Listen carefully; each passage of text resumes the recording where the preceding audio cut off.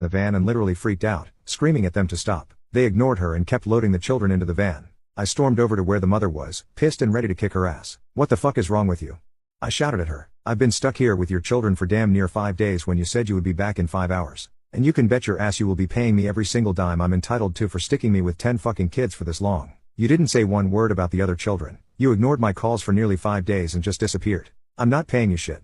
The mother screamed at me. "You called the fucking cops to take my children." "No, I called because you fucking abandoned them," I shouted back. Just then, a black car pulled into the driveway where we were arguing. It was the husband. He came over to ask what was going on. He was out of town on a business trip, and I told him. The look on his face, oh man. He pulled his wife into the house. You could have heard him down the street even if you were deaf in both ears. He came back out and approached me. "Shannon, I want to apologize for the situation. I was out of town for work and didn't know about this," he said. He then handed me a nice wad of cash, thanked me for staying with his children, and I turned to leave. As I went to my car, I turned back and yelled at her. "There isn't a snowball's chance in the 7th circle of hell I'm ever watching your children again. You told me there were only 2 and ended up looking for 10. You said you would be back in 5 hours, and you were gone for 5 days. I didn't even stop to think about how that shit affected me and anything else I had going on. Fuck you." I got in my car and left. Because of that selfish bitch, I nearly lost my job. Luckily, I was able to get the responding officer to explain the situation. My parents had my children and were okay when I explained what happened. And that's not even the fucked up part. The fucked up part is that my so-called friend took her relative's side and ended our friendship.